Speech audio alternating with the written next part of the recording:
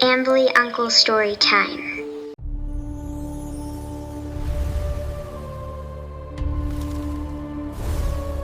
A tiger comes into the town from the forest. Ruthran is meditating in his house.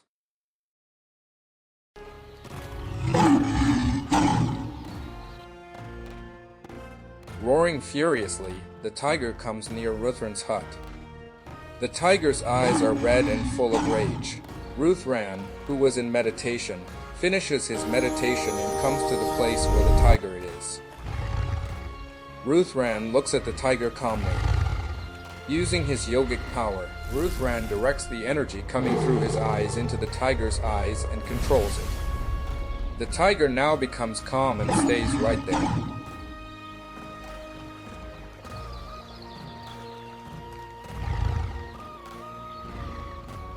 The sound of drums is heard in the palace.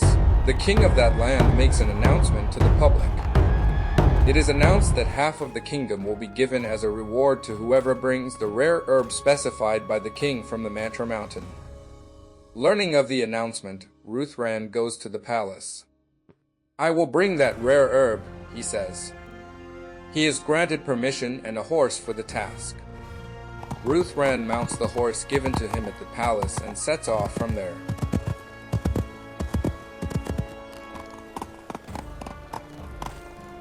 He arrives at his guru's ashram and receives his guru's blessings.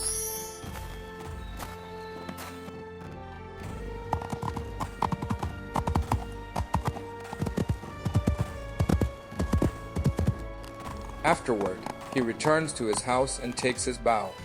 Ruthran prepares to go to the Mantra Mountain and comes out of his house. The tiger approaches him, and Ruthran gently strokes the tiger with affection. Now, Ruthran mounts his horse and begins his journey to the Mantra Mountain. On the way, a small hill appears. He climbs to the top of it and plans his journey to the Mantra Mountain. He travels via the Naga Mountain, which is located in front of the Mantra Mountain. At that moment, a green fairy appears and warns him. "Ruthran, this area is filled with poisonous air. If you breathe it, death is certain."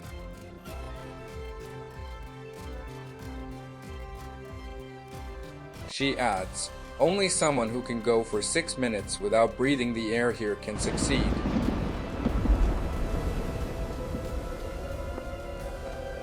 Since Ruthran knows Pranayama, breathing techniques, he controls his breath and crosses the toxic air. Now, the green fairy gives a green armor to the victorious Ruthran. She tells him, "You can use this twice. It will protect you from the venom of the giant serpent that lives here." Ruthran bids farewell to the green fairy. A blue-colored serpent comes toward Ruthran. It exhales a ball of fire at Ruthran, but he dodges it. Now he uses the green magical armor. The serpent breathes fire and venom at him again, but the magic armor protects Ruthran. Ruthran shoots a magical arrow at the snake. The snake loses its power and becomes small. Ruthran grabs it and throws it away. Now, hundreds of small snakes arrive. Ruthran summons fire from his sword and destroys the snakes. 2 more snakes arrive. When he spins his sword, the energy that comes forth makes them disappear.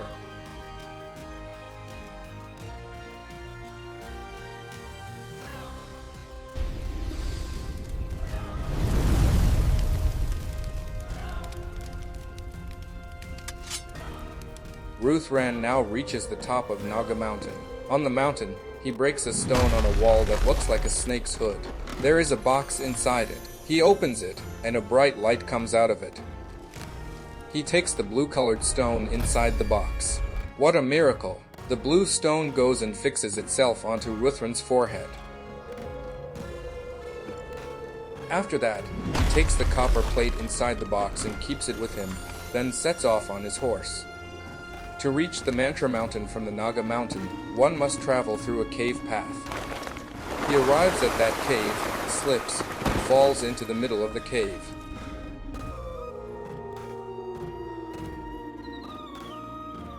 A bat comes to attack Ruthran.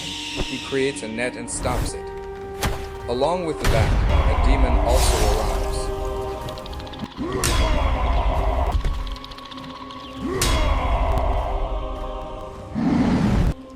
Ruthran fights with the demon and kills it. Now, the bat comes out of the net and attacks Ruthran by creating high vibrations. Ruthran blocks it with his power. Now, Ruthran causes sparks of fire to appear on his arrow and shoots it at the bat, and it is destroyed.